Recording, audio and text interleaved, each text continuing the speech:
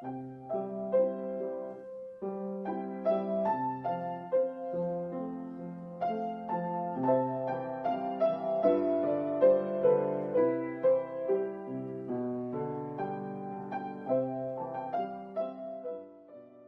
Karl H. Rieckmann. I was born in Cairo in 1933, the second son of missionaries' parents who had been in the Middle East since 1929. For the first 17 years of my life, I grew up in Egypt and attended English and French schools. So I spoke German at home in addition to English and French, and I spoke Arabic and also learned to read and write it. In June 1950, I finished high school in Cairo with the Oxford and Cambridge school certificate. And later on in the year, my family and I arrived in Australia, where my father became pastor of a church in the Barossa Valley in South Australia. In the meantime, I applied for admission to the medical school at Adelaide University. Fortunately, I got accepted and so started my 6-year medical course in 1951.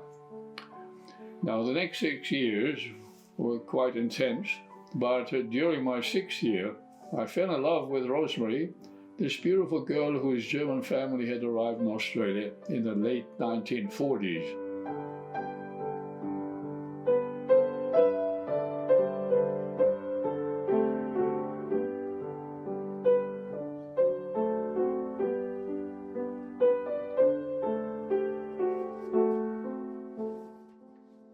In the interim, though, I went on to graduate and then did a 12-month residency at the Royal Adelaide Hospital. Now, before all of that, something happened which largely determined the future course of our lives. During the 6th year of medical studies, a team of government officials from the Department of Territories in Canberra came to the medical school and talked to us young doctors to try and appeal to us, really, to go and see become doctors in Papua New Guinea. And then for a 3-year service, and then we could continue with our life in Australia. I discussed it with Rosemary and she said, yes, why not? Let's go sign up for 3 years, which we did. We moved to Port Moresby, the capital of Papua New Guinea. When I arrived in Port Moresby, there were, of course, many things to get used to. The first was, of course, to get accommodation. We got the 2-bedroom house, which was the doctor's house at that time. And then I started to serve at the Port Moresby General Hospital. I did all the post-mortems, the autopsies at the hospital, and very early on, I did a lot of blood work looking for malaria. There were a lot of malaria patients in the hospital, and I went on and did not only postmortems of people who had a ruptured spleen, which is a complication of malaria, but also looking at the slides. And it struck me at that time that while I was in New Guinea, I should try and do something useful while I was over there and help the people there as much as possible. What I saw on the wards was a lot of malaria, and children were dying of malaria. And I used to examine the blood films that we take, the blood samples, and there was certainly a lot of malaria around, and I became quite expert at looking at malaria parasites and making a diagnosis of what type of malaria it was and so on.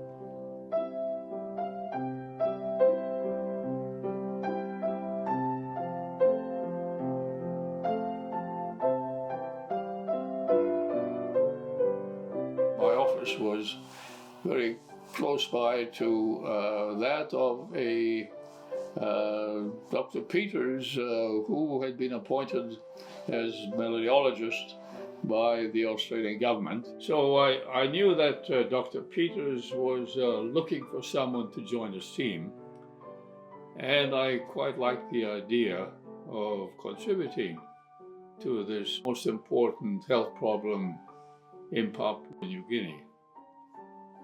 Of course, I realized that this would entail quite a number of implications for our family, because we would not want to be there only for another year or two, but it would involve quite a number of years.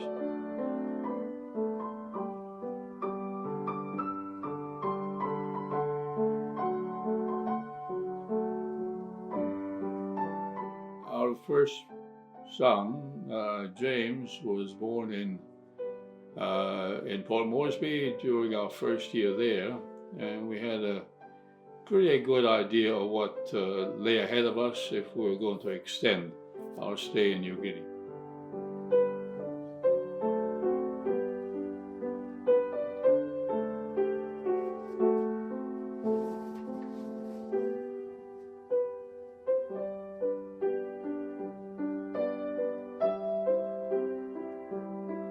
In 1955,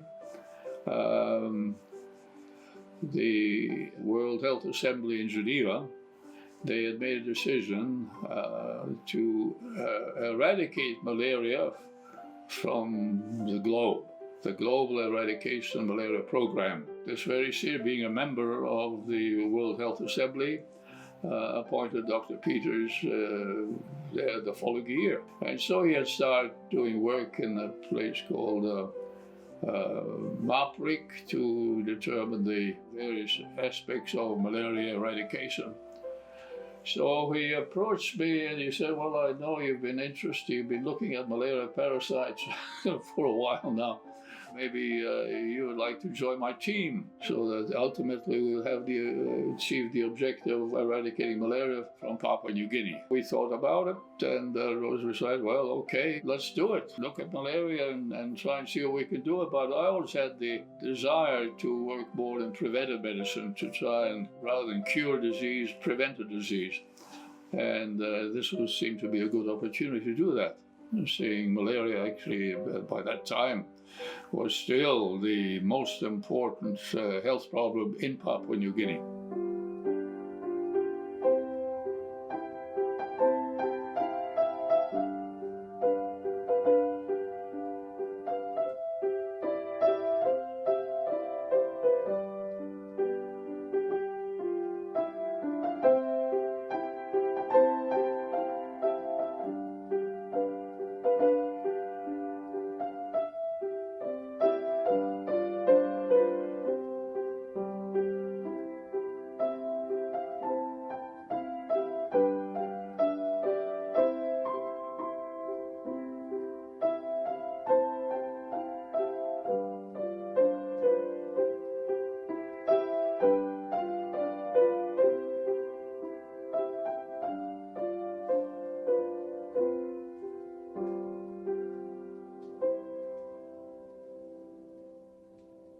Dr. Peters said, well, we'd like to send you up to Philippines. Maybe there's a WHO course that's being held in Manila for 3 months that brings people right up to date on the latest aspects of malaria eradication. He said, but before you go up there, I'd like you to go look at MAPRIC, and then they've got a few malaria cases up at a place called Telefoman, which is in the interior. So MAPRIC is on the coast, northwest coast of New Guinea, but Telefoman is quite a bit inland, around 1,800 meters above sea level. He did warn me that Telefoman was in a rather difficult place, let's say, because there were certainly cannibalistic tendencies in that population group. Anyway, we left Wewak on one day and tried to get in, but it was all clouded over and we had to return back to Wewak. But the next day, our pilot did find a little opening in the clouds, and we did make it into telefoaming on in our Cessna plane, and were able to disembark. I was met by the patrol officer there, and he said, well, you better relax here, and then tomorrow we'll try and get you set up to, canvass some of our villages to see what the malaria problem was. So I had my kits ready, and to take blood samples. In addition, not to the samples that we collected for malaria, we also collected blood samples to do blood groups. And this was really primarily for the New South Wales Blood Transfusion Service, who were doing a survey in Papua New Guinea, and they had not looked at the telefoaming area. So the next day we started on our walks. Now the area is one of the most rugged areas in the whole of Papua New Guinea. I mean, you would look at one mountain peak, and then you'd travel to go down the valley, up the next mountain peak.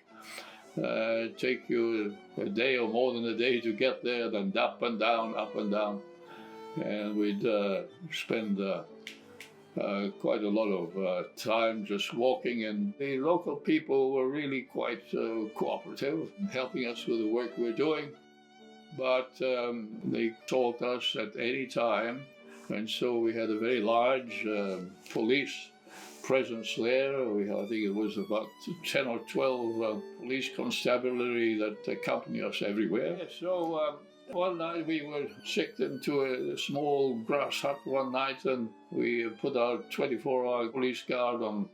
But during the night, unfortunately, he fell asleep.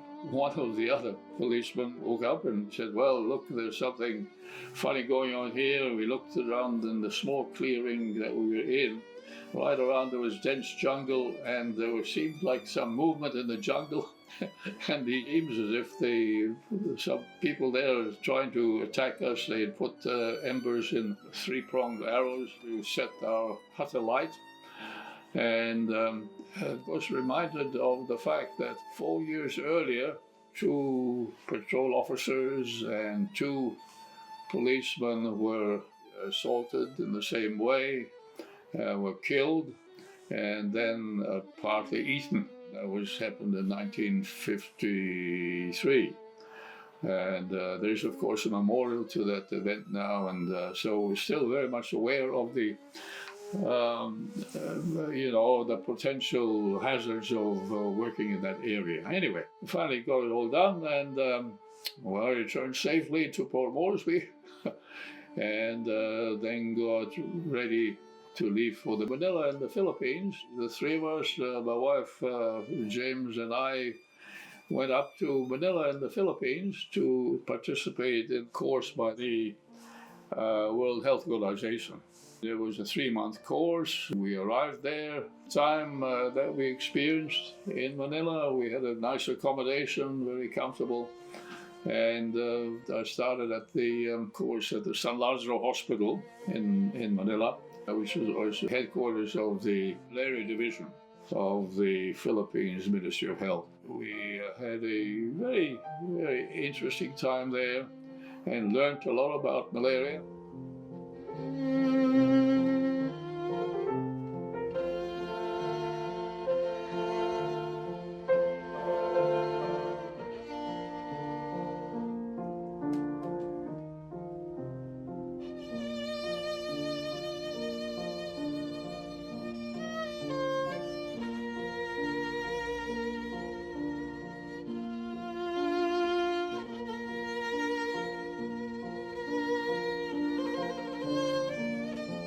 Using DDT as insecticide to control malaria.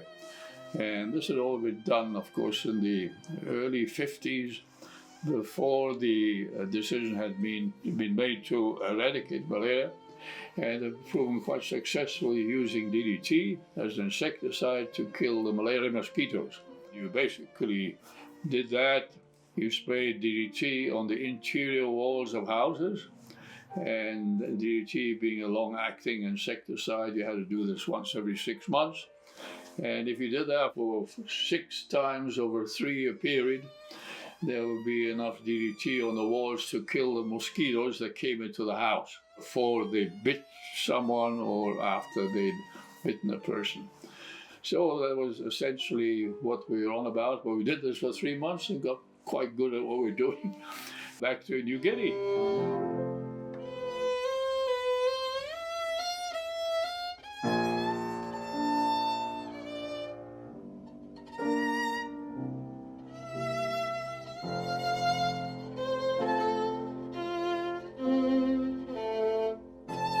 From there, we landed at a place called Minge in New Guinea, which is in the Western Highlands, the Wagi Valley floor, with, of course, the mountain ranges go right up to a very high altitude, double that elevation. Now, it is a beautiful area of New Guinea, just absolutely like paradise, and we enjoy the climate is also very ideal. The highlands, there's no better climate in the world than the tropical highlands. Anywhere in the world, it's just great. Anyway, so the malaria control school that they had up there was training supervisors in getting them ready to eradicate malaria from New Guinea. And there was an entomologist up there who had been there for a long time, Stan Christian, very respected, and entomologist who knew more about mosquitoes, malaria mosquitoes, than anyone else in the world. He helped in the instruction of people of how to use DDT properly. And I was assigned to the local hospital. Of course, I took charge of the local hospital and found all the malaria cases there. And over a period of time, we observed, actually, during that time at Minge, a malaria epidemic. He would have special traps, as Stan would have special traps in the houses, and they would collect the mosquitoes as they emerged from the houses. So collect all the traps, do the numbers, find the proportion of parasites that were infected, and I look, of course, at the patients that were admitted to the hospital, and we would try and correlate the number of mosquitoes found infected with the number of patients that how the patients came down with malaria.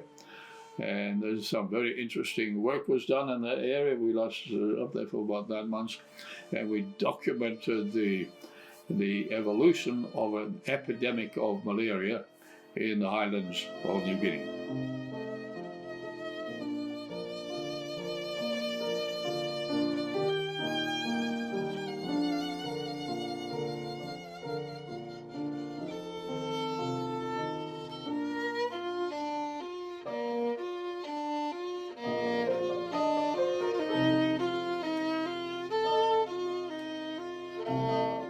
So after we'd been in Minge, a decision was then made to extend the malaria program to the New Guinea Islands region, with headquarters in Rabaul on the island of New Britain, and a few islands there, but the main ones would be Manus, Bougainville, and New Ireland, all were part of the New Guinea Islands region.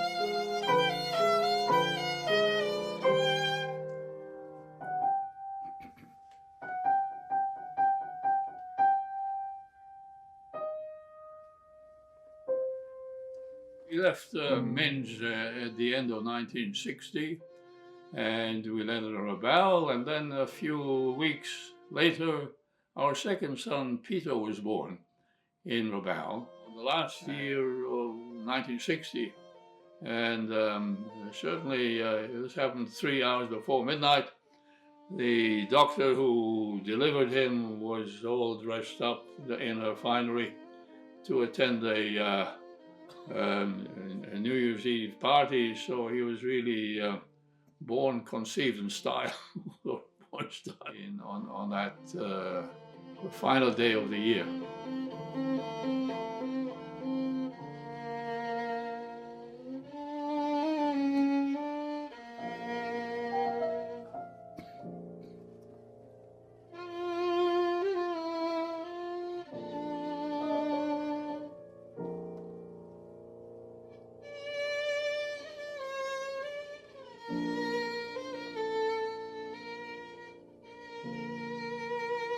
There was someone there already, another malariologist, and I took over from the malariologist who was there, who was going to retire back to his farm in northern New South Wales, and he was basically very knowledgeable here, and his wife was an entomologist. And Margaret and Terry Spencer, things were going to be more difficult controlling malaria, let alone eradicating malaria from that part of the world. And then I moved to Sydney, Australia. I did a 12-month course at the University of Sydney in public health, and then returned to Rabaul at the end of 1961. We took a plane on our way to Sydney for me to spend a year at the University of Sydney. The Spencers just drove us out to the airport. We got on the DC-3 plane, which was the standard plane that was used in between the larger centers in Papua New Guinea. The DC-3 is a two-engine propeller plane, which can take about 20 to 25 passengers. Rosemary and young baby Peter was one side of the plane, and I was in the opposite side of the plane. This actually, the DC-3 is a plane with just the aisle in the center with two seats on either side. After we were taken off from Rabaul, which is right over where the Matapit volcano, it's an active volcano in Rabaul, we were just taken off over it, and a minute or so later, I looked out of the window and saw the propeller on my side stationary. Now remember, this is just a two-engine plane. So I looked out the other side, and it was still functional. And others on the plane that observed the same thing. And shortly after that, the captain came up and said, we had a bit of a mechanical problem, and we're turning back to Rabaul. We returned back. The captain made a perfect landing. The DC-3 can fly on one engine, cannot gain altitude, and it's very difficult, except for experienced pilots, to be able to land the plane on one engine. So we're very fortunate our pilot had experience, a lot of experience with the DC-3, and were able to land safely, and then took off the next day for our trip to Sydney. So we arrived in Sydney safe and sound. And soon after that, I started a 9-month course in public health and medicine at the University of Sydney. I learned a lot and really enjoyed it. About half the students were from third world countries in the Pacific or the Asia region. And we had some very interesting discussions about how things were going malaria-wise in their countries. It reinforced in me the idea that in some instances we might be able to achieve better results by using antimalarial drugs at an earlier stage than was currently recommended by the World Health Organization. And this became the subject of my thesis. Now, at the end of the 9 months, we returned to Rabaul. And this time, we didn't have any engine problems. Just a joke. Rabaul used to be a really beautiful place, once known as the Pearl of the Pacific. Unfortunately, it was destroyed in 1994, about 30 years later, when most of the buildings collapsed under the weight of ashes from volcanic eruptions. Actually, our house was not far away from the active Matapit volcano, and we had earth tremors almost every day. All the houses had a sketch on the wall on the inside showing us where to escape to if there was a major severe eruption. Fortunately, we never had to do this during the 4 years that we lived in Rabaul. We also had this beautiful harbor, Simpson Harbor, And this was the base for our 2 malaria boats, the Toa, 45-foot workboat, and then the Motumana was 65 feet, 20 meters. It was a trawler.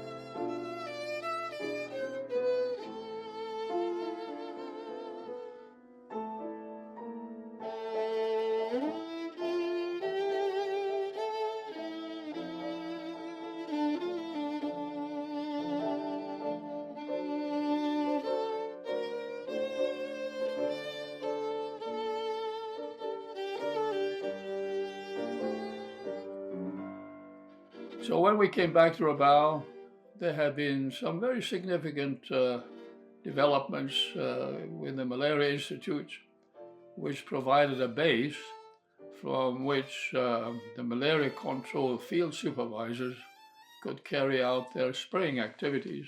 The Institute also housed the microscopists who would examine blood films to determine what was happening to malaria in the sprayed areas.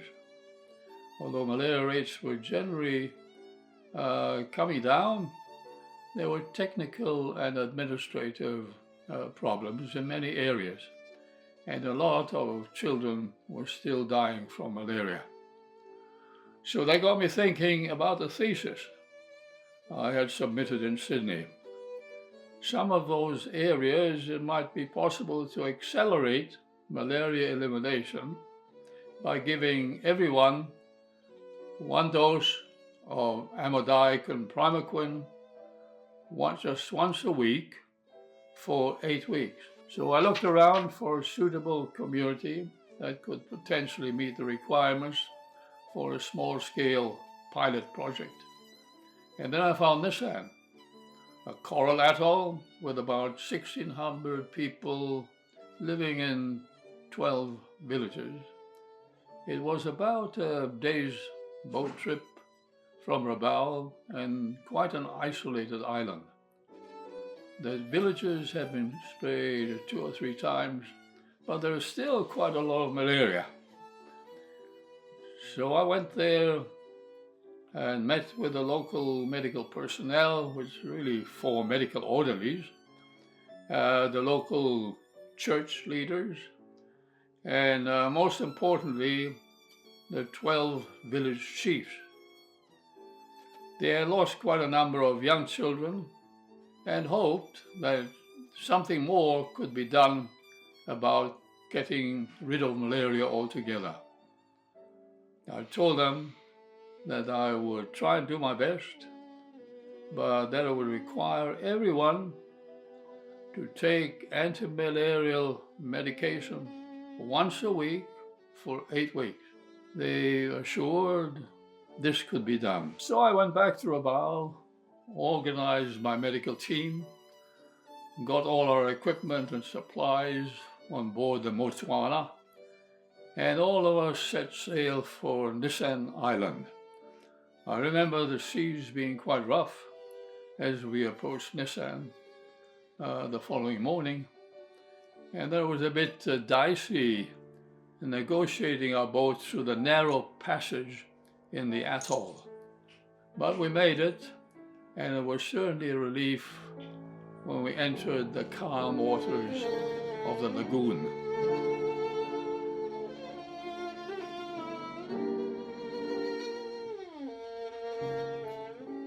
After disembarking, we settled in quite well into our native quarters, though I still remember that the first night in my grass hut, I remember it because at night I got off my camp bed, switched on the torch, and there was this huge coconut crab ready to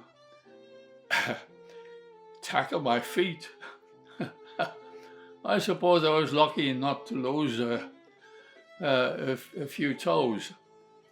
And later on that same night, there were these bush rats screeching, fighting each other on the rafters to my hut, and then falling on my bed. Well, time for action, and things improved after that. Actually, I was able to make my stay quite comfortable, and Rosemary and the boys even joined me on a couple of subsequent trips to Nissa.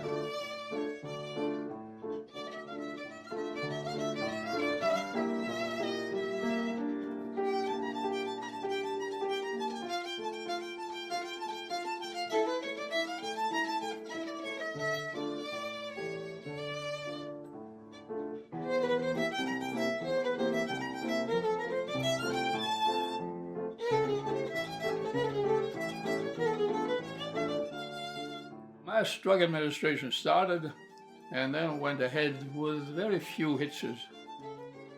I had been reassured earlier on, as everybody had reassured me. That was that everyone cooperated and my team administered the medication once a week for 8 weeks. The malaria parasites disappeared quickly, and blood examination continued to show no parasites after the end of drug administration. There were a few cases of vivax malaria 5 to 6 weeks after the end of the drug administration.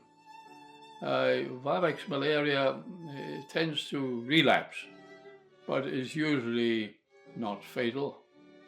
On the other hand, the good news is that falciparum malaria, the potential deadly form of malaria, disappeared completely, and no further falciparum cases were observed during a follow-up period of about a year. Quarter malaria was also eliminated. Quarter malaria is a rarer type of malaria, but it disappeared too. Now we obtained similar results in the Cartwright group of 5 islands in a coral atoll with a population of about 600. Again, we got the same results. Falciparum malaria disappeared, few cases of vivax malaria, but everyone is really happy about the results.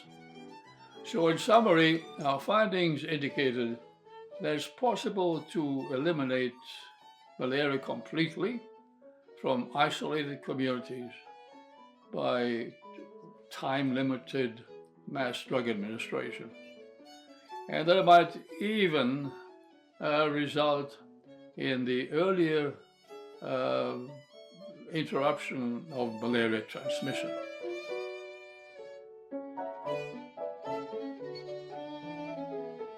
After these pilot projects, we moved on to investigate the activity of a novel, long-acting injectable antimalarial.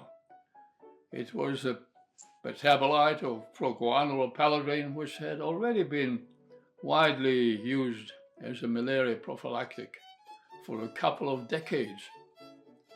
The aim of this pilot project was to see how long people could be protected against malaria after a single injection.